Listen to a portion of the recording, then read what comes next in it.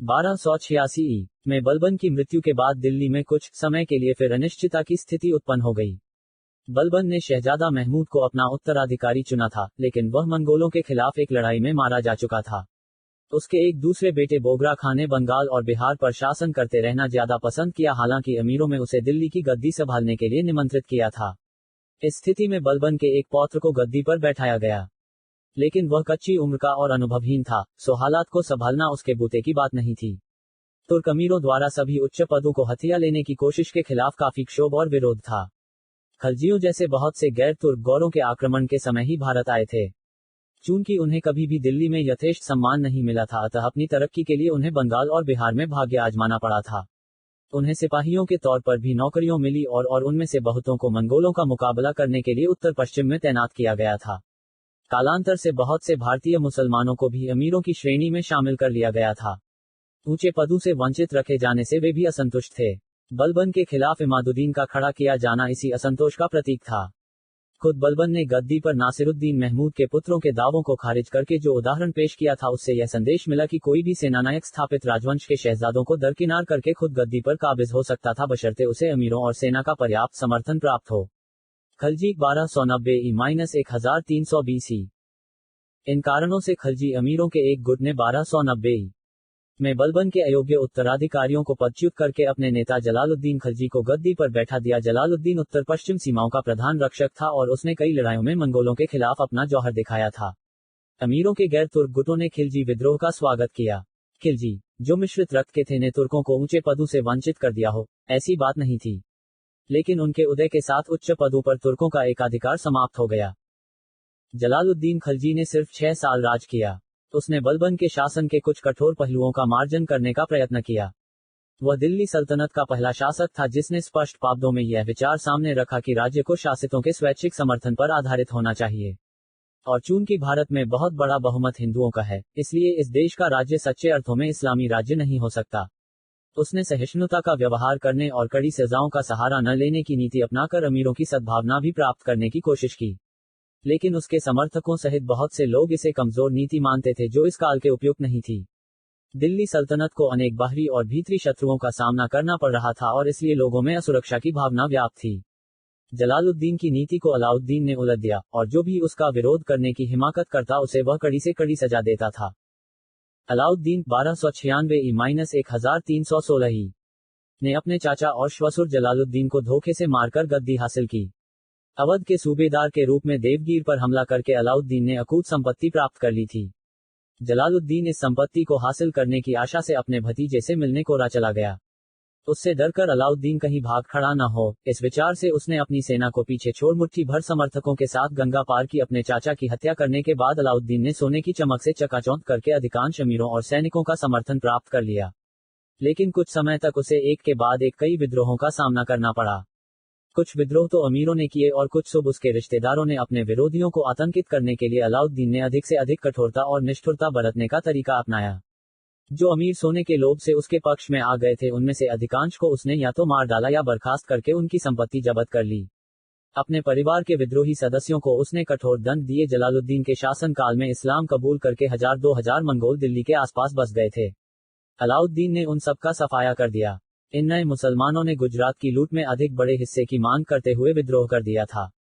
उसने उनके स्त्री बच्चों को भी कड़ी सजाएं दी। बर्नी बताता है कि यह रिवाज नया था जिससे आगे अलाउद्दीन के उत्तराधिकारियों ने भी जारी रखा। अलाउद्दीन ने अमीरों को अपने खिलाफ साजिश करने से रोकने के लिए कई नियम बनाए। भोजों और उत्सवों का आयोजन करना उनके लिए निषिद्ध कर दिया गया। वे सुल्तान की अनुमति के बिना आपस में वैवाहिक संबंध भी नहीं जोड़ सकते थे। उत्सवों और भोजों का आयोजन न किया जाए, इस प्रयोजन से उसने शराब और नशीले पदार्थों के उपयोग पर रोक लगा दी। उसने एक गुप्तचर प्रणाली भी स्थापित की, जिसके सदस्य अमीरों की कही बात और उनके द्वारा की गई हर कार्रवाई से सुल्तान को अवगत कराते रहते थे। इन कठोर तरीकों से अलाउद्दीन खलजी ने अमीरों को पर्याप्त आतंकित कर दिया और वे पूर्ण रूप से सुल्तान के अधीन हो गए। उसके जीवन काल में फिर कभी कोई विद्रोह नहीं हुआ, लेकिन अंत में ये तरीके उसके राजवंश के लिए हानिप्रद साबित हुए। पुराने अमीरों को मिटा दिया गया और नए अमीरों को यह सिखाया गया कि जो भी दिल्ली की गद्दी पर बैठ जाए वे उसी के मुसाहिब बन जाएं। 1316 में अलाउद्दीन खलजी की मृत्यु के बाद यह बात साफ हो गई। अलाउद्दीन के कृपापात्र मलिक काफूर ने उसके एक नाबालिग बेटे को दिल्ली की गद्दी पर बैठा दिया और उसके दूसरे बेटों को या तो कैद कर लिया या अंधा बना दिया, लेकिन अमीरों की ओर से उसे किसी विरोध का सामना नहीं करना पड़ा। इसके कुछ ही दिनों बाद काफूर राजमहल के रक्षकों द्वारा मार दिया गया और खुसरो नामक एक व्यक्ति, जो हिंदू से मुसलमान बना था, दिल्ली की गद्दी पर बैठा। यद्यपि समकालीन इतिहासकार खुसरो पर हर तरह के अपराध में गर्क रहने का आरोप लगाते हैं, तथापि वह अपने पूर्ववर्ती सुल्तानों से किसी भी तरह से बदतर नहीं था। उस पर इस्लाम के नियमों की उपेक्षा करने का आरोप लगाया जाता है। यद्यपि उसके खिलाफ न तो मुसलमान अमीरों ने कोई आवाज उठाई, न दिल्ली की रियाया ने, यहाँ तक कि दिल्ली के प्रसिद्ध सूफी संत निजामुद्दीन औलिया ने उससे भेंट स्वीकार करके उसे सम्मान दिया। इसका एक शुभ पक्ष भी था। इससे स्पष्ट हो जाता है कि दिल्ली और आसपास के इलाकों के मुसलमानों पर अब नस्लवादी विचारों का असर नहीं होता था और किसी की नस्ली तथा पारिवारिक पृष्ठभूमि चाहे जो हो, यदि वह व्यक्ति के रूप में अच्छा होता था तो वे उसकी बात मानने को तैयार रहते थे। इससे अमीरों के वर्ग के सामाजिक आधार को और भी प्रशस्त होने में मदद मिली। लेकिन 1300 बीसी में गियासुद्दीन तुगलक के नेतृत्व में अधिकारियों के एक गुट ने इस्लाम के नाम पर विद्रोह का झंडा उठाया। राजधानी के बाहर सुल्तान के समर्थकों और विद्रोहियों के बीच घमासान युद्ध हुआ। खुसरो की पराजय हुई और विद्रोहियों ने उसे मार डाला। तुगलक 1300 BC-1412 ही। गियासुद्दीन तुगलक ने एक नए राजवंश की स्थापना की जो 1412 ही तक शासन करता रहा। तुगलक वंश ने दिल्ली सल्तनत को 3 सुयोग्य सुल्तान दिए, गियासुद्दीन, उसका बेटा मोहम्मद बिन तुगलक 1324 और भतीजा फिरोज शाह तुगलक 1351 88। इनमें से प्रथम 2 सुल्तानों ने ऐसे साम्राज्य पर शासन किया जिसमें लगभग पूरा देश शामिल था। फिरोज शाह का साम्राज्य कुछ छोटा अवश्य था, फिर भी उसका विस्तार अलाउद्दीन के साम्राज्य के बराबर था। फिरोज की मृत्यु के बाद दिल्ली सल्तनत बिखर गई और उत्तर भारत अनेक छोटे छोटे राज्यों में बांट गया। यद्यपि तुगलक 1412 ही तक शासन करते रहे, तथापि हम कह सकते हैं कि 1398 में भारत पर तैमूर के आक्रमण के साथ तुगलक साम्राज्य का अंत हो गया। अब हम सबसे पहले अलाउद्दीन खिलजी के शासनकाल से दिल्ली सल्तनत के तीव्र प्रादेशिक विस्तार पर विचार करेंगे, फिर इस काल में सल्तनत में किए गए आंतरिक सुधारों और अंत में उसके बिखराव के कारणों की जांच पड़ताल करेंगे। एक दिल्ली सल्तनत का प्रादेशिक विस्तार। ऊपर हम देख चुके हैं कि अजमेर और आसपास के कुछ प्रदेशों के साथ पूर्वी राजस्थान किस प्रकार दिल्ली सल्तनत के अधिकार में आ गया था। यद्यपि बलबन के समय से रणथंभौर, जो सबसे शक्तिशाली राजपूत राज्य था, सल्तनत के हाथ से निकल गया था। जलालुद्दीन ने रणथंभौर पर एक चढ़ाई अवश्य की, लेकिन उसे उस पर कब्जा करना टेढ़ी खीर लगा। इस प्रकार दक्षिणी और पश्चिमी राजस्थान सल्तनत के नियंत्रण से बाहर रहा। अलाउद्दीन खिलजी के सत्तासीन होने की एक नई परिस्थिति पैदा हो गई। मात्र 25 वर्षों के दौर में सल्तनत की सेना ने न केवल मालवा और गुजरात पर उसका अधिकार स्थापित कर दिया और राजस्थान के अधिकांश नृपतियों को उसके अधीन कर दिया, बल्कि दक्कन और दक्षिण भारत में मदुरै तक के प्रदेशों पर उसका अधिकार स्थापित कर दिया। कालांतर से इस विशाल क्षेत्र को दिल्ली के प्रत्यक्ष प्रशासनिक नियंत्रण में लाने की कोशिश की गई। अलाउद्दीन खिलजी ने प्रादेशिक विस्तार का जो नया दौर आरंभ किया उसे उसके उत्तराधिकारियों ने जारी रखा और उसकी चरम परिणति में मोहम्मद बिन तुगलक के शासनकाल में हुई। हम पहले ही देख चुके हैं कि किस तरह सल्तनत के प्रादेशिक विस्तार के इस नए दौर के लिए दिल्ली तैयार हो चुकी थी। इस समय मालवा, गुजरात और देवगिर पर राजपूत राजवंशों का शासन था। इनमें से अधिकांश की स्थापना 12वीं सदी के अंत और 13वीं सदी के आरंभ में हुई थी। गंगा घाटी में तुर्क शासन की स्थापना के बावजूद ये राजवंश अपने तौर तरीकों में कोई बदलाव नहीं कर पाए थे। इसके अलावा इनमें से प्रत्येक पूरे क्षेत्र पर अधिकार करने की महत्वाकांक्षा पाले हुए था। यहाँ तक कि जब इल्तुतमिश ने गुजरात पर हमला किया तो मालवा और देवगिर दोनों राज्यों के शासकों ने उस पर दक्षिण से आक्रमण कर दिया। मराठा क्षेत्र में देवगिर के शासक तेलंगाना प्रदेश के वारंगल राज्य से बराबर जोर आजमाई करते रहे। उधर कर्नाटक के होयसलों के खिलाफ भी वे संघर्षरत रहे और होयसल अपने पड़ोसी मबार तमिल क्षेत्र के पांड्यों से लड़ते भिड़ते रहे। इन प्रतिद्वंद्विताओं के चलते न केवल मालवा और गुजरात को जीतना आसान हो गया, बल्कि आक्रमणकारियों को दक्षिण की ओर अधिकाधिक आगे बढ़ते रहने का प्रोत्साहन मिलता रहा। कई कारणों से तुर्क शासकों को मालवा और गुजरात पर अधिकार करना जरूरी लग रहा था। ये क्षेत्र उपजाऊ और जनबहुल तो थे ही, पश्चिम के समुद्री बंदरगाहों और गंगा घाटी से उन्हें जोड़ने वाले व्यापारिक मार्गों पर भी उनका नियंत्रण था। गुजरात के बंदरगाहों से होने वाले विदेश व्यापार से बहुत सा सोना चांदी वहां आता था, जिससे उस क्षेत्र के शासक अपना खजाना भर रहे थे। दिल्ली के सुल्तानों की गुजरात पर कब्जा करने की इच्छा का एक और कारण यह भी था कि उसे उन्हें अपनी सेना के लिए बाहर से घोड़े मंगवाने में सहूलियत हो जाती थी। मध्य और पश्चिम एशिया में मंगोलों के उदय और दिल्ली के शासकों के साथ उनके संघर्ष के कारण दिल्ली को इन क्षेत्रों से अच्छी नस्ल के घोड़े प्राप्त करने में कठिनाई हो रही थी। समुद्री मार्ग से भारत में अरबी, इराकी और तुर्की घोड़ों का आयात 8वीं सदी से ही व्यापार की एक महत्वपूर्ण मद रहा था। 1299 ई में अलाउद्दीन खिलजी के दो प्रमुख सेनानायकों के नेतृत्व में एक सेना ने राजस्थान के रास्ते गुजरात के लिए कूच कर दिया। रास्ते में उसने जैसलमेर पर हमला करके उस पर कब्जा कर लिया। सल्तनत की सेना के अचानक चढ़ आने पर गुजरात का राजा रायकरण हक्का बक्का रह गया। उसने कोई प्रतिरोध नहीं किया और भाग खड़ा हुआ। राज्य के प्रमुख नगरों में खूब लूट खसोट मचाई गई। इनमें अनहिलवाड़ भी शामिल था, जहां पीढ़ी दर पीढ़ी अनेक सुंदर इमारतें और मंदिर बनवाए गए थे। प्रसिद्ध सोमनाथ मंदिर को भी, जिसे 12वीं सदी में नए सिरे से बनवाया गया था, लूटा गया। सल्तनत की सेना ने लूट का भरपूर माल इकट्ठा कर लिया। यहां तक कि खंबात के धनाढ्य मुसलमान व्यापारियों के साथ भी लिहाज नहीं किया गया। यहीं पर मलिक काफूर को बंदी बनाया गया था। इसे अलाउद्दीन को सौंप दिया गया और शीघ्र ही सुल्तान की निगाह में उसने बहुत ऊंचा स्थान बना लिया। मध्यकालीन भारत बाद में इसी मलिक काफूर ने सुल्तान के दक्षिणी सैनिक अभियानों का नेतृत्व किया। इस प्रकार अब गुजरात दिल्ली सल्तनत के नियंत्रण में था। जिस तेजी और आसानी से गुजरात को फतह कर लिया गया उससे प्रकट होता है कि वहां का राजा अपनी प्रजा में लोकप्रिय नहीं था। मालूम होता है, उससे नाराज उसके एक मंत्री ने अलाउद्दीन से संपर्क करके उससे गुजरात पर हमला करने को कहा था और हमले में उसकी मदद भी की थी। संभव है, गुजरात की सेना भी सुप्रशिक्षित न रही हो और वहां का प्रशासन ढीला रहा हो। देवगिर के राजा रामचंद्र की मदद से रायकरण ने किसी तरह दक्षिण गुजरात के एक हिस्से पर अपना कब्जा कायम रखा। जैसा कि हम देखेंगे, रायकरण को देवगिर के यादव राजा का मदद देना यादवों के राज्य पर दिल्ली सल्तनत के आक्रमण का एक अतिरिक्त कारण था। राजस्थान। गुजरात विजय के बाद अलाउद्दीन ने राजस्थान में अपने शासन को सुदृढ़ बनाने की ओर ध्यान दिया। उसका पहला लक्ष्य रणथंभौर था, जहां पृथ्वीराज चौहान के उत्तराधिकारी शासन कर रहे थे। वहां के राजा हमीरदेव ने अपने पड़ोसी राज्यों पर एक के बाद एक कई आक्रमण किए थे। उसे धार के राजा भोज और मेवाड़ के राणा को परास्त करने का श्रेय दिया जाता है, लेकिन यही जीतें उसके लिए अभिशाप बन गईं। गुजरात विजय के बाद जब सुल्तान की सेना लौट रही थी तो लूट के माल में हिस्सेदारी के सवाल को लेकर मंगोल सैनिकों ने बगावत कर दी। बगावत को दबा दिया गया और फिर मंगोलों का कत्लेआम किया गया। दो मंगोल अमीर अपने कुछ अनुगामियों के साथ भागकर शरण लेने के लिए रणथंभौर पहुंचे।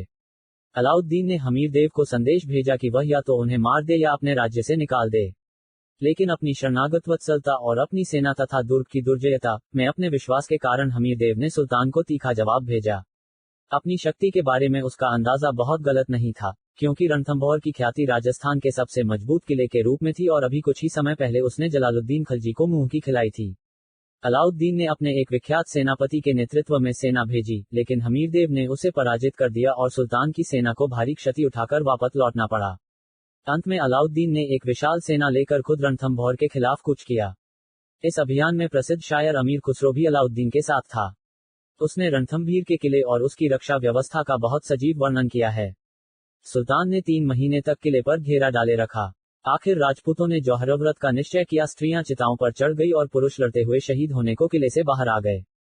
फारसी में जौहर का यह पहला वर्णन है जो हमें उपलब्ध है। राजपूतों के साथ कंधे से कंधा मिलाकर लड़ते हुए सभी मंगोलों ने भी मृत्यु का वरण किया।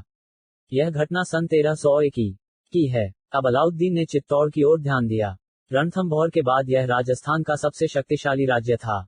इसके अलावा सुल्तान के आक्रमण का एक और भी कारण था कि जब दिल्ली की सेना गुजरात पर आक्रमण करने के लिए कूच कर रही थी तब चित्तौड़ के राजा रतन सिंह ने उसे अपने राज्य से गुजरने की अनुमति देने से इनकार कर दिया था। फिर अजमेर से मालवा जाने के रास्ते पर चित्तौड़ का नियंत्रण था, जो अलाउद्दीन की भावी विजय योजना में बाधक हो सकता था। एक लोक कथा प्रचलित है कि अलाउद्दीन की निगाह रतन सिंह की रूपवती रानी पद्मिनी पर लगी हुई थी, लेकिन बहुत से आधुनिक इतिहासकार इस कथा को सच नहीं मानते, क्योंकि इसका प्रथम उल्लेख अलाउद्दीन की चित्तौड़ विजय के 100 साल बाद हुआ है। इसकी रचना हिंदू कवि मलिक मोहम्मद जायसी द्वारा की गई। इस कथा में पद्मिनी सिघलद्वीप की रानी है और रतन सिंह कई अविश्वसनीय दुस्साहसिक कार्य और पराक्रम करते हुए 7 समुद्र पार करके रानी को चित्तौड़ लाता है। पद्मिनी की कथा इस लंबे वृतांत का एक हिस्सा है। अलाउद्दीन ने काफी निकट से चित्तौड़ पर घेरा डाला। घिरे हुए राजपूतों ने कई महीनों तक सुल्तान का प्रबल प्रतिरोध किया, लेकिन अंत में उसने किले पर कब्जा कर ही लिया। 1303 राजपूतों ने जौहर किया और अधिकांश योद्धा लड़ाई में खेत रहे, लेकिन मालूम होता है रतन सिंह को जिंदा ही पकड़ लिया गया और कुछ समय तक बंदी बनाकर रखा गया। चित्तौड़ अलाउद्दीन के नाबालिग बेटे खिग्र खां के हवाले कर दिया गया और किले में एक मुस्लिम रक्षक दल तैनात कर दिया गया। कुछ समय बाद किले की जिम्मेदारी रतन सिंह के एक परिजन को सौंप दी गई।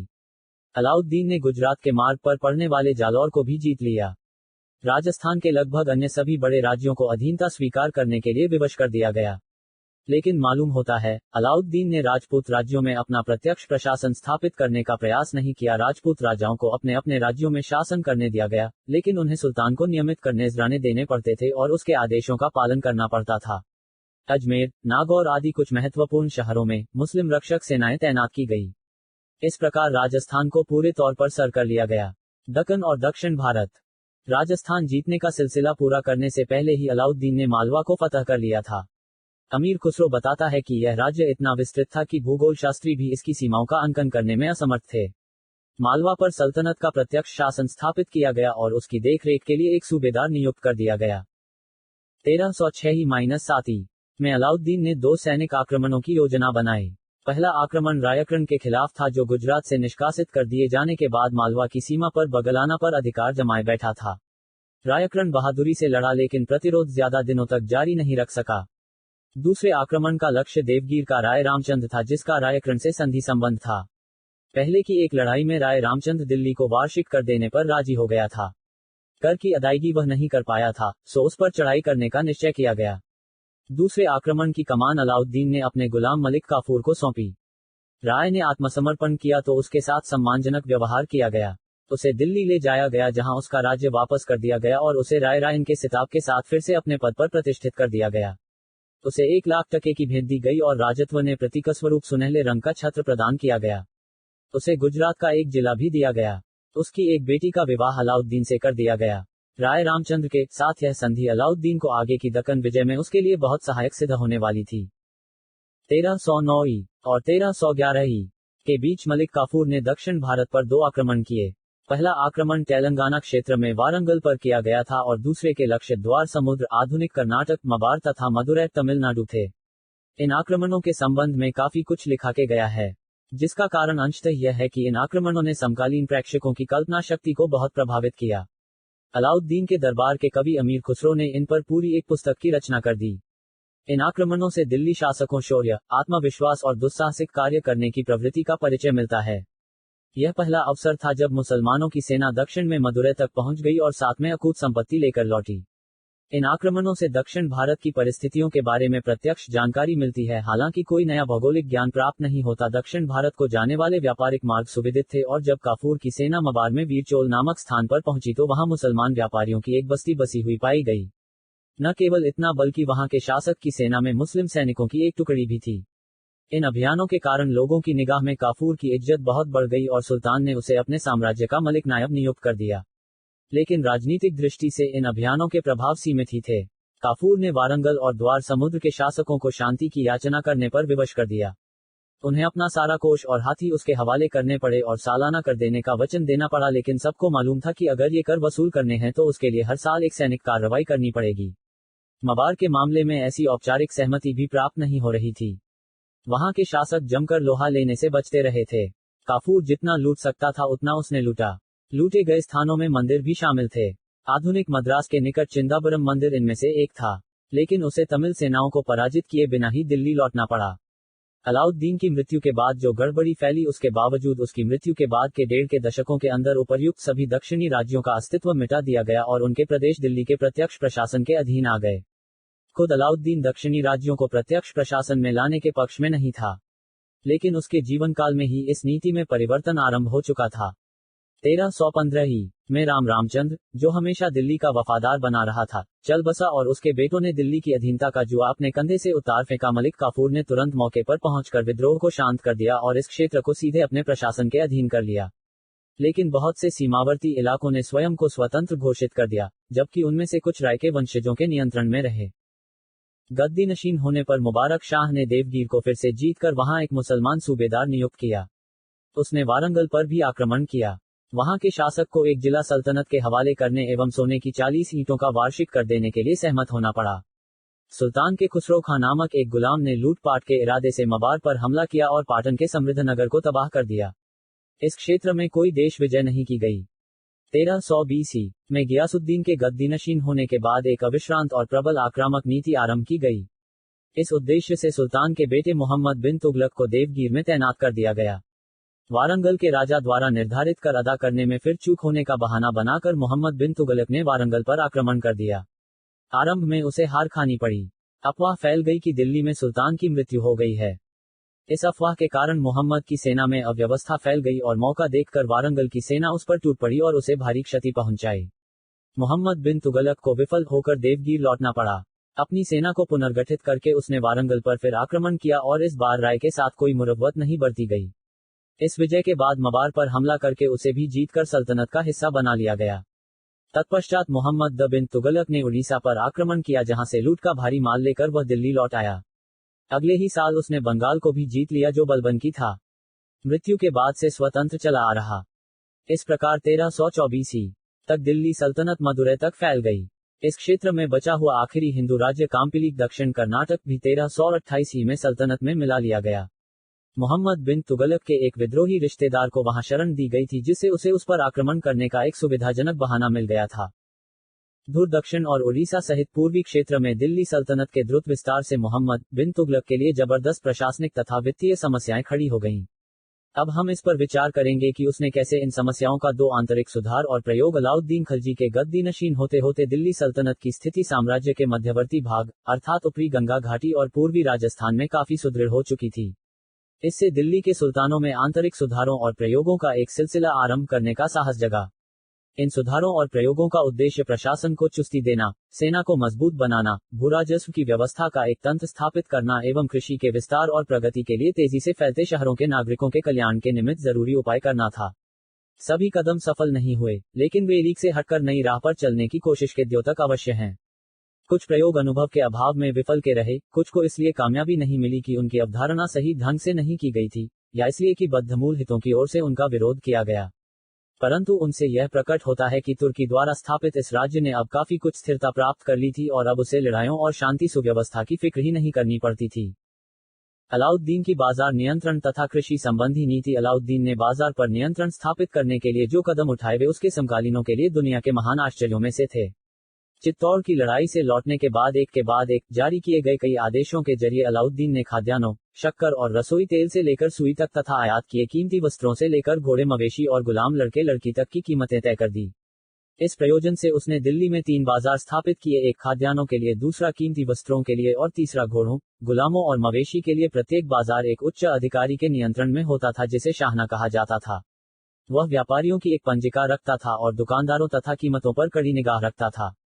कीमतों के खास तौर से खाद्यान्नों की कीमतों के नियमन की चिंता मध्यकालीन शासकों को हमेशा रहती थी, क्योंकि नगरवासियों को सस्ते अनाज मुहैया किए बिना वे उनके और नगरों में तैनात सेना के समर्थन की आशा नहीं रख सकते थे। लेकिन अलाउद्दीन के सामने बाजार को नियंत्रित करने के कुछ अतिरिक्त कारण थे। दिल्ली पर मंगोलों के हमलों से स्पष्ट हो गया था कि उन्हें रोकने के लिए एक बड़ी सेना रखना जरूरी है। लेकिन अगर वह कीमतों को नीचे नहीं लाता और सैनिकों के वेतन को कम नहीं करता तो इतनी बड़ी सेना जल्दी ही उसका खजाना खाली कर देती। इस उद्देश्य की पूर्ति के लिए अलाउद्दीन ने अपने स्वभाव के अनुसार अपनी योजना को सम्यक रीति से कार्यान्वित करना शुरू किया। खाद्यान्नों कीमत और सस्ती आपूर्ति सुनिश्चित करने के लिए उसने घोषणा की कि दोअब क्षेत्र अर्थात यमुना के निकट मेरठ से लेकर इलाहाबाद के निकट कड़ा की सीमा तक के प्रदेश में भूराजस्व की अदायगी सीधे राज्य को की जाएगी। इसका मतलब यह था कि इन प्रदेशों का कोई भी गांव किसी को इक्ता में नहीं दिया जा सकता था। इसके अलावा भूराजस्व बढ़ाकर उपज के आधे हिस्से पर तय कर दिया गया। यह बहुत बड़ा दायित्व था और जैसा कि हम आगे देखेंगे, इस परिस्थिति का मुकाबला करने के लिए अलाउद्दीन ने कई कदम उठाए। चूंकि सुल्तान ने भूराजस्व बहुत बढ़ा दिया था और उसकी अदायगी नकद करने को कहा था, इसलिए किसानों को अपनी उपज बंजारों के हाथों सस्ती बेचनी पड़ रही थी।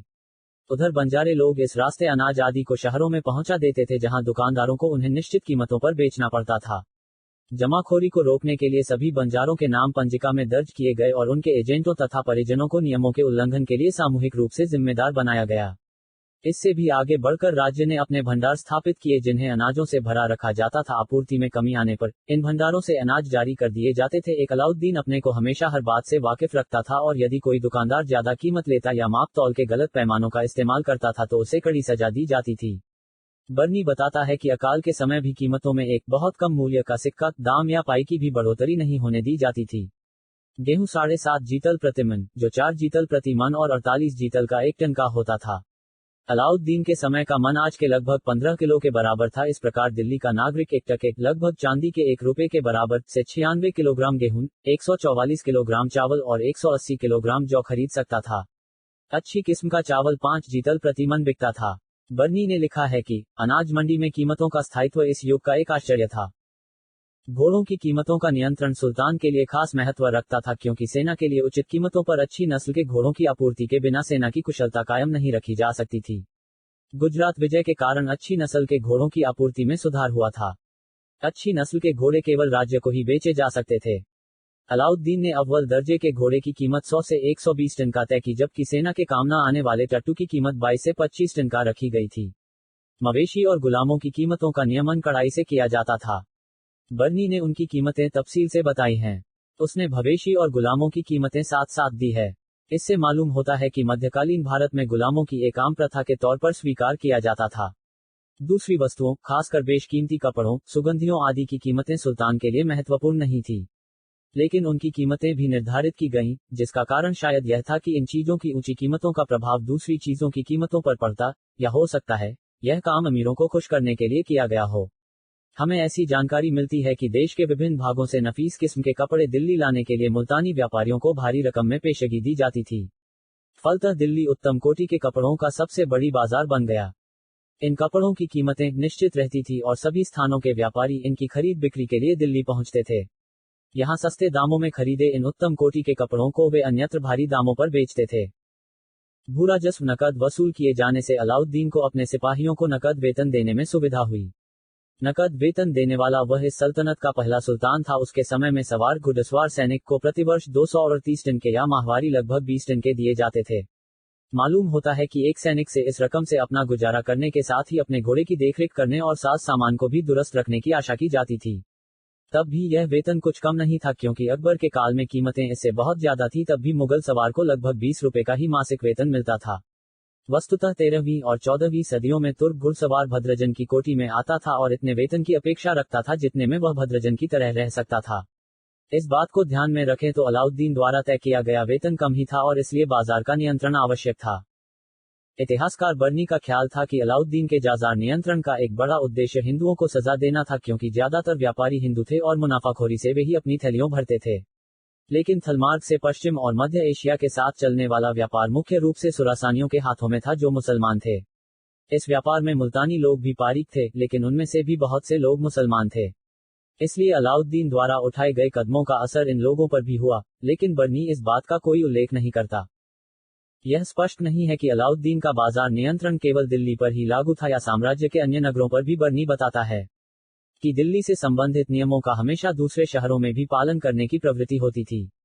बहरहाल सेना तो सिर्फ दिल्ली में ही नहीं बल्कि अन्य शहरों में भी तैनात रहती थी, लेकिन हमें इतनी जानकारी उपलब्ध नहीं है कि हम इस संबंध में निश्चयपूर्वक कुछ कह सकें। स्पष्ट है कि व्यापारियों को, चाहे वे हिंदू हो या मुसलमान, मूल्य नियंत्रण से भले ही शिकायत रही हो, परंतु सेना ही नहीं बल्कि आम नागरिक भी और हिंदू तथा मुसलमान दोनों खाद्यान्नों और दूसरी चीजों के सस्तेपन से लाभान्वित हुए।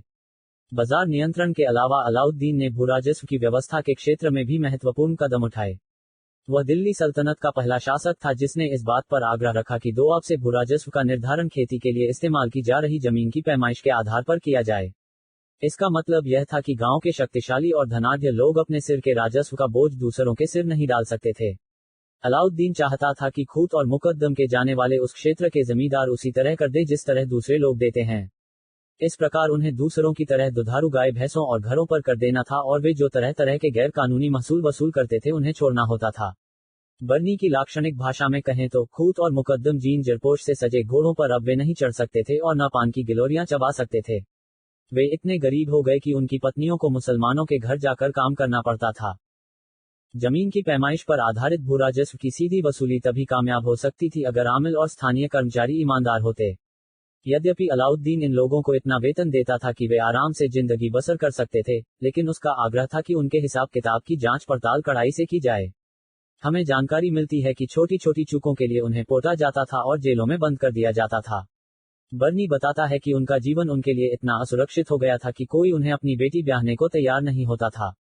इसमें संदेह नहीं कि बर्नी के इस कथन में अतिशयोक्ति है। मध्यकालीन भारत आज की तरह इन दिनों भी सरकारी नौकरी को प्रतिष्ठाजनक माना जाता था और जो लोग, चाहे वे हिंदू हो या मुसलमान, सरकारी ओहदों पर काम कर रहे थे उन्हें वैवाहिक संबंधों के लिए सिर आंखों पर लिया जाता था। बर्नी कुछ इस ढंग से लिखता है मानो उपयुक्त सारे कदम सिर्फ हिंदुओं को लक्ष्य बनाकर उठाए गए थे, तथापि यह स्पष्ट है कि ये कदम मुख्य रूप से गांवों के सुविधा प्राप्त वर्गों के खिलाफ उठाए गए थे। अलाउद्दीन की भूमि संबंधी नीति निश्चय ही कठोर थी और उसका असर किसानों पर भी पड़ा होगा। लेकिन वह इतनी कठोर भी नहीं थी कि वे उससे नाराज होकर विद्रोह कर देते या भाग खड़े होते। अलाउद्दीन की बाजार नियमन की नीति उसकी मृत्यु के साथ ही समाप्त हो गई। लेकिन उसकी इस नीति से कई लाभ भी हुए। बर्नी बताता है कि इन नियमों के फलस्वरूप अलाउद्दीन एक विशाल और कुशल घुड़सवार खड़ी करने में कामयाब हुआ, जिसकी बदौलत वह आगे होने वाले मंगोल हमलों को भारी क्षति पहुंचाकर नाकाम कर सका और उन्हें सिंधु नदी के पार खदेड़ दिया। अलाउद्दीन द्वारा किए गए भूराजस्व संबंधी सुधारों से ग्रामीण क्षेत्रों के साथ शासन के निकटतर संबंधों की शुरुआत हुई। उसकी कुछ युक्तियों को उसके उत्तराधिकारियों ने जारी रखा और बाद में ये शेरशाह और अकबर के भूमि सुधारों का आधार बनी।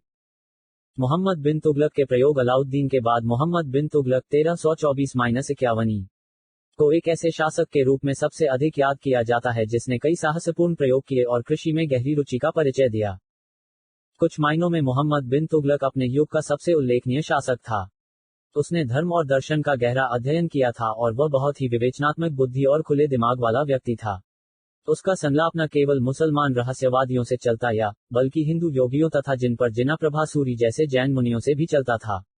यह बात बहुत से रूढ़िवादी उलमा पसंद नहीं करते थे और उसे बुद्धिवादी अर्थात ऐसा व्यक्ति कहते थे जो धार्मिक विचारों को श्रद्धाभाव से स्वीकार नहीं करता था। वह योग्यता के आधार पर किसी को भी ऊंचे पद देने को तैयार रहता था, चाहे वह अमीर घराने का हो या अदना परिवार का। दुर्भाग्य यह था कि उसमें जल्दबाजी और अधीरता की प्रवृत्ति कुछ ज्यादा थी। इसीलिए उसके कई प्रयोग विफल रहे और उसे अभागा आदर्शवादी कहा गया है। मोहम्मद बिन तुगलक का शासन बहुत अशुभ संयोगों में आरंभ हुआ था। सुल्तान गियासुद्दीन तुगलक बंगाल के खिलाफ सफल सैनिक कार्रवाई करके लौट रहा था। सुल्तान की गरिमा के अनुरूप उसका स्वागत करने के लिए मोहम्मद के आदेश पर जल्दबाजी में लकड़ी का एक मंडप बनवाया गया। जब युद्ध में छीने गए हाथियों का प्रदर्शन किया जा रहा था, तभी जल्दबाजी में खड़ा किया गया वह मंडप गिर गया और सुल्तान मारा गया। इससे तरह तरह की अफवाहें उठी, यह कि मोहम्मद तुगलक ने अपने पिता की हत्या की योजना बनाई थी, यह कि यह अल्लाह का कहर था और यह कि सुल्तान को दिल्ली के संत निजामुद्दीन औलिया का अपमान करने का फल मिला है। अपनी गद्दीनशीनी के शीघ्र बाद मोहम्मद बिन तुगलक ने जो सबसे विवादास्पद कदम उठाया वह था राजधानी का दिल्ली से देवगिर को तथाकथित स्थानांतरण। जैसा कि हम देख चुके हैं, देवगिर दक्षिण भारत में तुर्क शासन के प्रादेशिक विस्तार का एक आधार बन गया था। खुद मोहम्मद तुगलक ने शाहजादे के तौर पर वहां अपने जीवन के कई वर्ष बिताए थे। पूरे दक्षिण भारत को दिल्ली के प्रत्यक्ष नियंत्रण में लाने के प्रयत्नों के फलस्वरूप गंभीर राजनीतिक कठिनाइयां खड़ी हो गई थीं। इन प्रदेशों के लोग सल्तनत के शासन को गैर मानते थे और इसलिए उसके अधीन उनमें अशांति फैली हुई थी। कई मुसलमान अमीरों ने इस परिस्थिति से लाभ उठाकर अपनी स्वतंत्रता की घोषणा कर दी थी। सबसे गंभीर विद्रोह मोहम्मद तुगलक के ही रिश्ते के एक भाई गुरशिस्प का विद्रोह था, जिसे दबाने का काम सुल्तान को खुद करना पड़ा। मालूम होता है कि सुल्तान देवगिर को दूसरी राजधानी बनाना चाहता था ताकि वह दक्षिण भारत पर बेहतर नियंत्रण स्थापित कर सके। इस प्रयोजन से उसने बहुत से अधिकारियों और कुछ प्रमुख व्यक्तियों को, जिनमें सूफी संत भी शामिल थे, देवगिर में जा बसने का आदेश दिया। देवगिर का नया नाम उसने दौलताबाद रखा। बाकी की आबादी को दिल्ली से दौलताबाद ले जाने की कोई कोशिश नहीं की गई। सुल्तान की गैर हाजिरी में भी दिल्ली एक विशाल और घना आबाद नगर बनी रही। जब सुल्तान देवगिर में था तब भी सिक्के दिल्ली में ही ढाले जाते थे। यह दिल्ली के महत्व के जारी रहने का प्रमाण है। वैसे तो सुल्तान ने दिल्ली से दौलताबाद तक एक सड़क भी बनवा दी थी, जिस पर यात्रियों की सहूलियत के लिए जगह जगह सराएं बनवा दी गई थी, लेकिन दिल्ली से दौलताबाद की दूरी 1500 किलोमीटर से भी अधिक थी। यात्रा की कठिनाई और गर्मी से बहुत से लोगों की मृत्यु हो गई क्योंकि यह कुछ ग्रीष्म में आरंभ किया गया था। जो लोग दौलताबाद पहुंचे उनमें से भी अधिकांश घर की याद से परेशान थे, क्योंकि उनमें से कुछ लोग पीढ़ियों से दिल्ली में निवास कर रहे थे और उसे ही वे अपना घर मानते थे। इसलिए लोगों में काफी असंतोष था। 2-1 साल के बाद ही मोहम्मद तुगलक ने के दौलताबाद छोड़ने का फैसला कर लिया, जिसका मुख्य कारण यह था कि उसे शीघ्र ही पता चल गया कि जिस प्रकार वह दिल्ली से दक्षिण भारत पर नियंत्रण नहीं रख सकता था, उसी प्रकार दौलताबाद से उत्तर भारत को काबू में नहीं रख सकता था। यद्यपि देवगिर की दूसरी राजधानी बनाने का प्रयत्न विफल हो गया, तथापि आगे चलकर लोगों का यह देशांतरण कई तरह से लाभदायक सिद्ध हुआ। संचार में सुधार होने से उत्तर और दक्षिण भारत एक दूसरे के निकट आए। दौलताबाद जाने वाले बहुत से लोग, जिनमें धर्म कर्म में लीन मीर औलिये भी शामिल होते थे, वहीं बस गए। ये लोग दक्कन में उन धार्मिक, सांस्कृतिक और सामाजिक विचारों के प्रचार में सहायक सिद्ध हुए जिन्हें तुर्क अपने साथ उत्तर भारत लाए थे। इससे उत्तर और दक्षिण भारत के बीच तथा खुद दक्षिण भारत के अंदर भी सांस्कृतिक आदान प्रदान की प्रभावशाली प्रक्रिया आरंभ हुई। इसी समय मोहम्मद बिन तुगलक ने एक और भी कदम उठाया। यह था प्रतीक मुद्रा का चलन आरंभ करना। चूंकि मुद्रा विनिमय का एक साधन मात्र है, इसलिए आज सभी देशों में प्रतीक मुद्रा आम तौर पर कागजी मुद्रा ही प्रचलित है। इससे उन्हें सोने चांदी की उपलब्धता पर निर्भर नहीं रहना पड़ता। 14वीं सदी में दुनिया में चांदी की कमी हो गई थी। इसके अलावा चीन का कुबलई खां पहले ही प्रतीक मुद्रा का प्रयोग सफलतापूर्वक कर चुका था। ईरान के गजन खां नामक एक मंगोल शासक ने भी यह प्रयोग किया था। मोहम्मद तुगलक ने कांसे का सिक्का चलाने का फैसला किया, जिसका मूल्य चांदी के टके के बराबर ही होता। इस मुद्रा के नमूने भारत के विभिन्न भागों में प्राप्त हुए हैं और उन्हें संग्रहालयों में देखा जा सकता है। प्रतीक मुद्रा की कल्पना भारत में नहीं थी और व्यापारियों तथा आम लोगों को भी उसे स्वीकार करने को राजी करना कठिन था। फिर भी मोहम्मद तुगलक शायद सफल हो जाता, बशर्ते कि सरकार लोगों को जाली मुद्रा ढालने से रोक पाली, मगर सरकार वैसा कर नहीं पाए और शीघ्र ही नए सिक्कों का मूल्य बाजार में तेजी से गिरने लगा। अंत में मोहम्मद ने प्रतीक मुद्रा वापस ले लेने का फैसला किया। उसने कांसे के सिक्कों के बदले चांदी के सिक्के देने का वादा किया। इस तरह बहुत से लोगों ने अपने कांसे के सिक्के देकर चांदी के सिक्के हासिल किए, लेकिन जाली सिक्कों की एवज में, जिनकी पहचान वजन से की जा सकती थी, चांदी के सिक्के नहीं दिए गए। किले के बाहर इन सिक्कों के ढेर लगा दिए गए और बर्नी बताता है कि कई साल वे इसी तरह पड़े रहे। तथापि संसारव्यापी चांदी की कमी के कारण मुगलों के आने तक मुद्रा में धीरे धीरे चांदी की मात्रा में कमी होती गई। इन दो प्रयोगों की विफलता से सुल्तान की प्रतिष्ठा को आंच आए और साथ ही धन की बर्बादी हुई।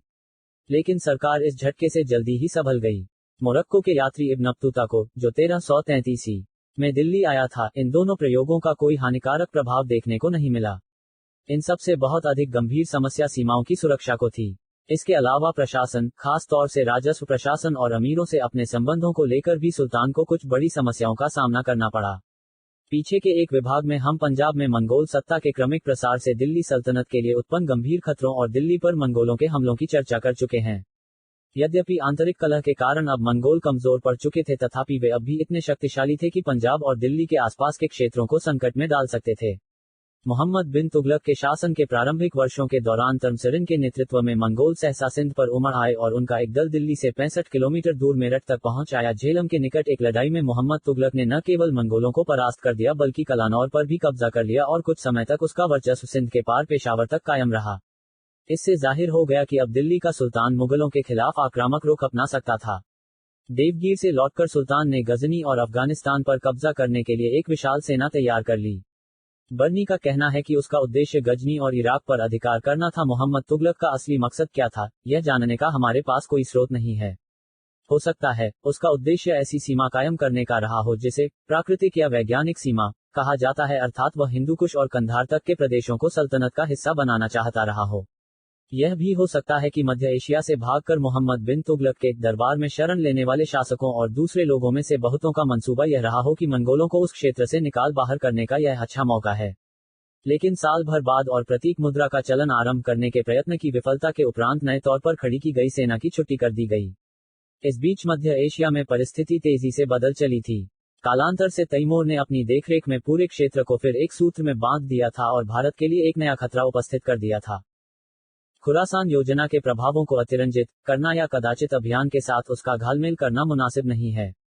यह अभियान हिमालय क्षेत्र में कुमाऊं के पहाड़ी प्रदेशों में आरंभ किया गया था। यद्यपि कुछ लोग जिनको भूगोल का कोई भी ज्ञान नहीं है, आरोप लगाते हैं कि यह चीनियों की बढ़त को रोकने की आशंका से किया गया था। सफलता प्राप्त करने के बाद दिल्ली की सेना कठिनाई भरे प्रदेशों में बहुत दूर तक आगे बढ़ गई और वहां भारी विपत्ति में फंस गई। कहा जाता है कि 10,000 की सेना में केवल 10 लोग वापस लौटे। लेकिन मालूम होता है पहाड़ी प्रदेशों के राजाओं ने दिल्ली का प्रभुत्व स्वीकार कर लिया था। बाद में मोहम्मद तुगलक ने कांगड़ा पहाड़ियों पर भी आक्रमण किया। इस प्रकार पहाड़ी क्षेत्रों को पूरे तौर पर काबू में कर लिया गया। मोहम्मद तुगलक ने कृषि में सुधार लाने के लिए कई कदम उठाए। उनमें से ज्यादा दोआब के क्षेत्र में आजमाए गए। मोहम्मद तुगलक अलाउद्दीन की खूंतों और मुकद्दमों की किसानों की अवस्था में पहुंचा देने की नीति को ठीक नहीं मानता था। लेकिन राजस्व में वह राज्य के लिए पर्याप्त हिस्सा अवश्य चाहता था। लेकिन इसके लिए जिन कदमों की हिमायत की वे भविष्य में बहुत काम के साबित हुए, लेकिन खुद उसके शासनकाल में बुरी तरह नाकामयाब रहे। कहना कठिन है कि इन कदमों के विफल होने का कारण गलत योजना थी या अनुभवहीन हमलों का अंजाम देने का गलत तरीका। मोहम्मद तुगलक के शासनकाल में बिल्कुल आरंभ में ही गंगा के दोआब में किसानों का एक गंभीर विद्रोह हुआ। किसान गांव छोड़कर भाग गए और मोहम्मद तुगलक ने उन्हें पकड़ने और सजा देने के लिए कड़ी कार्रवाइयां की। यद्यपि अलाउद्दीन के शासनकाल की तरह उपज में राज्य का हिस्सा आधा ही रहा, तथापि इस हिस्से का परिमाण वास्तविक उपज के आधार पर नहीं, बल्कि मनमाने तौर पर निर्धारित किया जाने लगा। उपज का अंदाजा पैसे में लगाने के लिए कीमतें भी अवास्तविक रूप से निर्धारित की गईं। इसी दौरान अकाल का 6 साल का एक लंबा दौर चला, जिसने प्रदेश को तबाह कर दिया।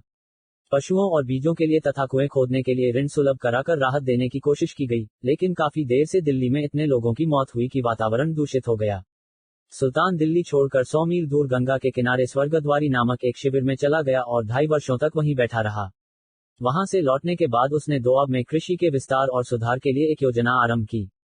उसने दीवान-ए-अमीर-ए-कोही नाम से एक अलग विभाग की स्थापना की। इलाके को विकास प्रखंडों में विभाजित कर दिया गया। प्रत्येक प्रखंड एक अधिकारी के अधीन रखा गया जिसका काम किसानों को कर्ज देकर कृषि का विस्तार करना और उन्हें बेहतर फसलें उगाने के लिए प्रेरित करना था, जैसे जौ के स्थान पर गेहूं, गेहूं के बदले गन्ना और गन्ने की जगह अंगूर और खजूर। यह योजना विफल हो गई, जिसका कारण इसे कार्यान्वित करने के लिए नियुक्त किए गए लोगों की अनुभवहीनता और बेईमानी थी। उन्होंने अपने निजी इस्तेमाल के लिए उस पैसे का दुरुपयोग किया। परियोजना के लिए ऋणों के तौर पर दी गई भारी रकमों की वसूली नहीं हो पाए। सबके सौभाग्य से इसी बीच मोहम्मद तुगलक की मृत्यु हो गई और फिरोज ने सभी कर्ज माफ कर दिए। लेकिन मोहम्मद तुगलक द्वारा कृषि के विस्तार और सुधार के लिए प्रवर्तित नीति समाप्त नहीं हो गई। उसे फिरोज ने अपनाया और आगे चलकर अकबर ने तो और भी जोरदार ढंग से उसकी नीति का अनुसरण किया। मोहम्मद तुगलक को एक और भी समस्या का सामना करना पड़ा। यह थी अमीरों की समस्या। चहलंगानी तुर्कों के पतन और खुलजियों के उत्थान के साथ ऐसी स्थिति आ गई जब अमीरों के वर्ग में अलग अलग नस्लों के मुसलमान शामिल होने लगे, जिनमें भारत के नवधर्मांतरित मुसलमान भी थे। मोहम्मद बिन तुगलक न केवल गैर अमीर वर्ग के परिवारों के लोगों से संपर्क रखता था, बल्कि उनमें से सुयोग्य व्यक्तियों को ऊंचे पद भी देता था। इनमें से ज्यादातर लोग हिंदू से मुसलमान बने लोगों के वंशज थे, हालांकि इनमें कुछ हिंदू भी शामिल थे। ऐसा मानने का कोई कारण नहीं है कि ये लोग शिक्षित थे या अपने काम में कुछ का कुशल, लेकिन जो लोग पहले से पदासीन थे वे चूंकि पुराने अमीर परिवारों के थे, इसलिए यह बात उन्हें सख्त नागवार गुजरती थी। मोहम्मद तुगलक की निंदा करने में इतिहासकार बर्नी ने भी इसी बात को मुख्य मुद्दा बनाया है। सच तो यह है कि मोहम्मद तुगलक विदेशियों को भी, जो उसके दरबार में बड़ी तादाद में पहुंचते थे, अमीरों के वर्ग में स्थान देता था। इस तरह मोहम्मद तुगलक के समय के अमीर वर्ग में विविध वर्गों के लोग शामिल थे। उनमें आपसी एकजुटता की कोई भावना विकसित नहीं हो पाए और न सुल्तान के प्रति निष्ठा की प्रवृत्ति। उल्टे साम्राज्य के विस्तृत फैलाव ने विद्रोह बगावतों के लिए और सत्ता के स्वतंत्र क्षेत्र कायम करने का प्रयत्न करने के लिए अनुकूल अवसर प्रदान किए। मोहम्मद बिन तुगलक के क्रोधी और अधीर स्वभाव तथा जिन लोगों पर विरोध या गैर वफादारी का संदेह होता उन्हें कड़ी से कड़ी सजा देने की प्रवृत्ति से विद्रोह का रुझान और भी प्रबल हुआ। इस प्रकार जहां मोहम्मद तुगलक का शासनकाल दिल्ली सल्तनत के चरमोत्कर्ष का काल था, वहीं वह उसके विघटन की प्रक्रिया के आरंभ का दौर भी साबित हुआ। दिल्ली सल्तनत का पतन और विघटन। फिरोज और उसके उत्तराधिकारी। मोहम्मद बिन तुगलक के शासन के उत्तरार्ध में साम्राज्य के विभिन्न भागों में बार बार विद्रोह हुए। महत्वाकांक्षी अमीरों का विद्रोह करना और खासकर सीमावर्ती क्षेत्रों में उनका यह रवैया कोई नई बात नहीं थी। अधिकांश प्रसंगों पर विभिन्न सुल्तानों ने केंद्रीय सेना और वफादार अमीरों के बल पर उन विद्रोहों को शांत करने में कामयाबी हासिल की थी। लेकिन मोहम्मद तुगलक की कठिनाइयां अनेक थीं। साम्राज्य के विभिन्न भागों में, बंगाल में, मवार तमिलनाडु में, वारंगल में, काम्पिली कर्नाटक में, पश्चिम बंगाल में, अवध काम्पिली कर्नाटक में, पश्चिम बंगाल में, अवध में, गुजरात में और सिंध में एक के बाद एक विद्रोह का सिलसिला जारी रहा। मोहम्मद तुगलक किसी पर विश्वास नहीं करता था, कम से कम 100% विश्वास तो नहीं ही करता था। सो वह बगावतों को दबाने के लिए साम्राज्य के एक हल्के से दूसरे हल्के को भागता रहता था। इस भाग दौड़ में वह अपनी सेना को भी थका देता था। दक्षिण भारत के विद्रोह सबसे गंभीर थे। आरंभ में इन क्षेत्रों के विद्रोहों का संगठन स्थानीय सूबेदारों ने किया। सुल्तान शीघ्रता से दक्षिण भारत पहुंचा। कुछ समय बाद सेना में प्लेग फैल गया। बताया गया है कि इस प्लेग में 2/3 सेना मर खप गई। यह ऐसा आघात था जिसके प्रभाव से मोहम्मद तुगलक कभी उबर नहीं पाया। सुल्तान के दक्षिण भारत से लौटते ही वहां फिर हरिहर और बुक्का नामक 2 भाइयों के नेतृत्व में विद्रोह फूट पड़ा। उन्होंने एक छोटा सा राज्य स्थापित कर लिया जो धीरे धीरे फैलता गया। यह था विजयनगर साम्राज्य, जिसके दायरे में शीघ्र ही पूरा दक्षिण देश आ गया। विजयनगर से उत्तर के क्षेत्र दक्कन में कुछ विदेशी अमीरों ने दौलताबाद के निकट एक छोटा सा राज्य कायम कर लिया, जिसने फैलकर बहमनी साम्राज्य का रूप ले लिया। आगे के एक अध्याय में हम इन 2 उल्लेखनीय साम्राज्यों की उपलब्धियों का लेखा-जोखा प्रस्तुत करेंगे। बंगाल भी स्वतंत्र हो गया। काफी कोशिशों के बाद मोहम्मद तुगलक ने अवध, गुजरात और सिंध के विद्रोहों को दबाने में कामयाबी हासिल की। सिंध में ही मोहम्मद तुगलक की मृत्यु हो गई और उसका चचेरा भाई फिरोज तुगलक दिल्ली की गद्दी पर बैठा। मोहम्मद तुगलक की नीतियों से अमीरों में और साथ ही सेना में भी गहरा असंतोष फैल गया था। उसका उलमाओं और सूफी संतों से भी टकराव हो गया था, जबकि ये लोग काफी प्रभावशाली थे। लेकिन मोहम्मद तुगलक की अलोकप्रियता को बढ़ा चढ़ाकर नहीं देखना चाहिए।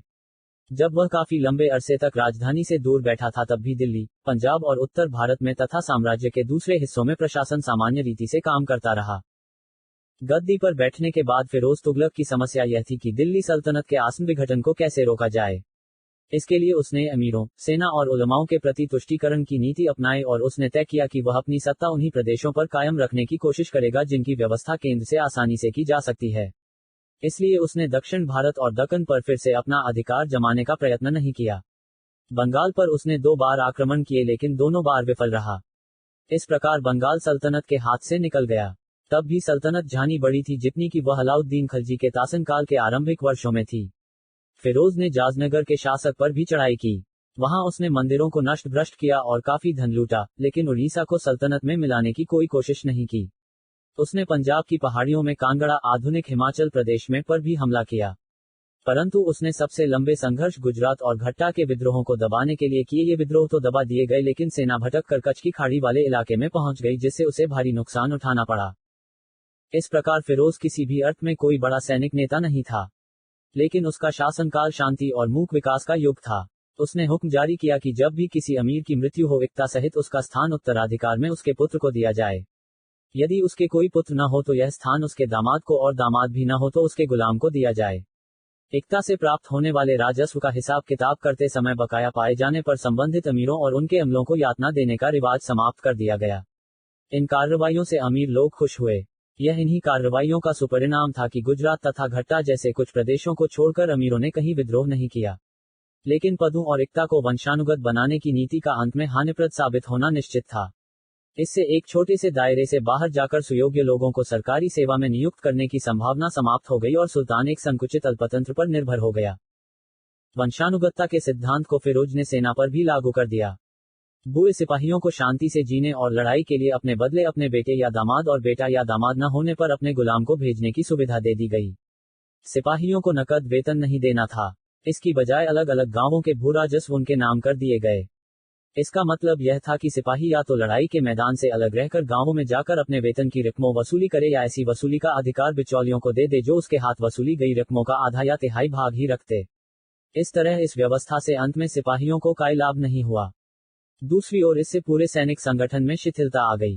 स्थिति यहां तक बिगड़ गई कि जब सिपाहियों द्वारा रखे जाने वाले घोड़ों का हिसाब लिया जाता था तो वे किरानियों को घूस देकर अपने नकारे घोड़ों को भी अच्छे घोड़ों में शुमार करवा लेते थे। अपनी गलत नेकी और उदारता का उदाहरण पेश करते हुए एक बार खुद सुल्तान ने एक सिपाही को घोड़ों का हिसाब रखने वाले किरानी को घूस देने के लिए पैसा दिया। फिरोज ने खुद को सच्चा मुसलमान शासक और अपने राज्य को विशुद्ध इस्लामी राज्य घोषित करके उलेगाओं को खुश करने की कोशिश की। वस्तुतः इल्तुतमिश की गद्दीनशीनी के समय से ही राज्य के स्वरूप और गैर मुसलमानों के प्रति राज्य द्वारा अपनाई जाने वाली नीति को लेकर सुल्तानों तथा रूढ़िवादी उलेमाओं के बीच झगड़ा चल रहा था। जैसा कि हमने ऊपर बताया है, इल्तुतमिश के समय से और खास तौर से अलाउद्दीन तथा मोहम्मद तुगलक के काल में तुर्क शासकों ने उलेमाओं को राज्य की नीति निर्धारित करने की छूट नहीं दी थी। हिंदू शासकों के खिलाफ वे जिहाद तो करते थे लेकिन तभी जब ऐसा करने से उनका अपना मतलब सकता था। फिरोज उलेमाओं को संतुष्ट रखने के लिए उनमें से बहुतों को ऊंचे पदों पर नियुक्त किया। न्याय व्यवस्था और शिक्षा तो उनके हाथों में ही रही। इस्लामी व्यवस्था कायम करने का दिखावा करने के बावजूद फिरोज ने मुख्य मामलों में अपने पूर्ववर्ती सुल्तानों की ही नीति जारी रखी। ऐसा मानने का कोई कारण नहीं है कि उसने उलेमाओं को राज्य की नीति निर्धारित करने की छूट भी हो। उसने उन्हें कई सुविधाएं अवश्य दी। जिन रीति रिवाजों को उलेमा इस्लाम के खिलाफ मानते थे उन पर फिरोज ने रोक लगाने की कोशिश की। उदाहरण के लिए उसने मुसलमान स्त्रियों के इबादत करने और मन्नतें मानने के लिए पीरों की मज़ारों पर जाने के रिवाज पर रोक लगा दी। उसने ऐसे कई मुस्लिम फिरकों को परेशान किया जिन्हें उलेमा इस्लाम विरुद्ध मानते थे। फिरोज के शासनकाल में ही जजिया एक अलग टैक्स बन गया। पहले वह भूराजस्व का ही हिस्सा था। उसने ब्राह्मणों को जजिया अदा करने की जिम्मेदारी से बरी रखने से इनकार कर दिया क्योंकि शरीयत यानी इस्लामी कानून में ऐसी कोई व्यवस्था नहीं थी। इस कर से केवल स्त्रियां, बच्चों, अंधों, अपंगों और जीविका के साधन से विहीन लोगों को ही मुक्त रखा गया। इससे भी बुरी बात यह हुई कि मुसलमानों को धर्मोपदेश देने के कारण उसने एक ब्राह्मण को सरेआम जला दिया। इस्लाम के सिद्धांतों का ख्याल करके उसने अपने राजमहल की दीवारों पर बने सुंदर चित्रों को मिटवा दिया। फिरोज तुगलक के ये संकीर्ण विचार निस्संदेह हानिकर थे, लेकिन साथ ही वही पहला सुल्तान या जिसने हिंदू धर्मग्रंथों का संस्कृत से फारसी में अनुवाद कराने के लिए कदम उठाए ताकि हिंदू आचार विचारों को ज्यादा अच्छी तरह समझा जा सके। संगीत, आयुर्वेद और गणित के भी कई ग्रंथ उसके शासनकाल में संस्कृत से फारसी में अनुदित किए गए। फिरोज ने मानव दया के भी कई कदम उठाए। उसने चोरी के अपराध के लिए हाथ पैर, नाक कान काटने की अमानवीय सजाओं को उठा दिया। गरीबों के मुफ्त इलाज के लिए उसने अस्पताल बनवाए और कोतवालों को बेरोजगार लोगों की सूची तैयार करने का आदेश दिया एवं गरीबों की लड़कियों की शादी के लिए दहेज की रकमें दी।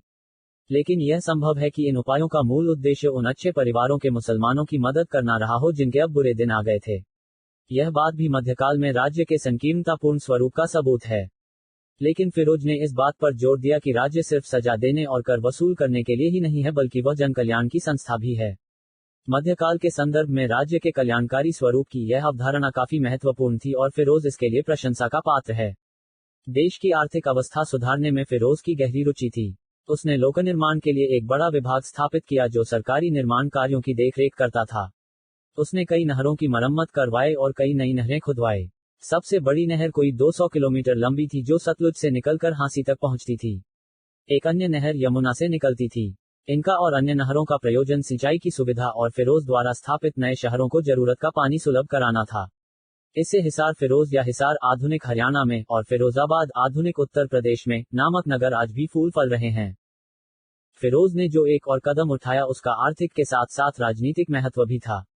उसने अपने अधिकारियों को आदेश दिया कि वे जब भी किसी स्थान पर हमला करें तो सुंदर और कुलीन परिवारों में उत्पन्न लड़कों को चुनकर सुल्तान के पास गुलामों के रूप में भेज दें।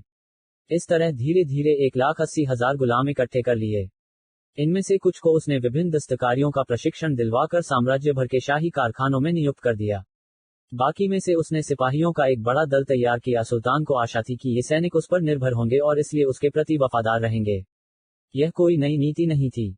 जैसा कि हम ऊपर देख चुके हैं, आरंभिक तुर्क सुल्तानों ने भी गुलाम भर्ती करने का रिवाज अपनाया। लेकिन अनुभव से यह ताफ हो गया था कि ये गुलाम अपने मालिक वंशजों के प्रति भी वफादार रहे हों ऐसा भरोसा नहीं किया जा सकता था। शीघ्र ही वे अमीरों के वर्ग से अलग अपना अलग गुट कायम कर लेते थे। जब 1388 में फिरोज की मृत्यु हुई तो फिर वही प्रशासनिक तथा राजनीतिक समस्याएं उभर आई जिनका सामना सल्तनत को हर सुल्तान की मृत्यु के बाद करना लड़ता था। सुल्तान और उसके अमीरों के बीच सत्ता के लिए फिर संघर्ष शुरू हो गया। स्थानीय जमींदारों ने स्थिति से लाभ उठाकर स्वतंत्र सत्ताधारियों की तरह व्यवहार करना शुरू कर दिया। परिस्थिति की जटिलता इसलिए और भी बढ़ गई कि अब फिरोज के गुलाम सत्ता के लिए चलने वाली इस खींचतान में शरीक हो गए और अपने मनचाहे आदमी को गद्दी पर बैठाने की कोशिश करने लगे। फिरोज के बेटे सुल्तान मोहम्मद ने उन्हीं की सहायता से अपनी स्थिति को स्थिरता प्रदान करने में सफलता प्राप्त की। लेकिन गद्दी पर जम जाने के बाद उसने सबसे पहले जो कदम उठाए उनमें से एक यह था कि उसने इन गुलामों की शक्ति को छिन्न भिन्न करने के लिए इनमें से बहुतों को मरवा दिया और बहुतों को कैद में डाल दिया एवं बाकी को तितर बितर कर दिया। लेकिन न सुल्तान मोहम्मद और न उसका उत्तराधिकारी नासिरुद्दीन महमूद 1394-1412 ही महत्वाकांक्षी अमीरों और दुर्दमनीय राजाओं पर नियंत्रण स्थापित कर पाया। इसका मुख्य कारण शायद फिरोज के सुधार थे जिनके फलस्वरूप अमीर लोग बहुत शक्तिशाली हो गए थे और सेना कमजोर प्रांतों के सूत्रेदार आजाद हो गए और दिल्ली के सुल्तान की सत्ता वस्तुतः दिल्ली के आसपास के कुछ इलाकों तक सिमट कर रह गई। जैसा कि एक वाकपट व्यक्ति ने कहा, शाहजहां दुनिया के बादशाह की हुकूमत दिल्ली से लेकर पालम तक चलती है। दिल्ली पर तैमूर के हमले 1398 से सल्तनत की कमजोरी और भी बढ़ी। वैसे तैमूर तुर्क था लेकिन चंगेज खां से खून के रिश्ते का दावा कर सकता था। उसने अपनी विजय का दौर 1370 में आरंभ किया था और धीरे धीरे सीरिया से लेकर ट्रांस ऑक्सियाना और दक्षिणी रूस से लेकर सिंधु नदी तक के प्रदेशों पर अपनी सत्ता स्थापित कर ली थी।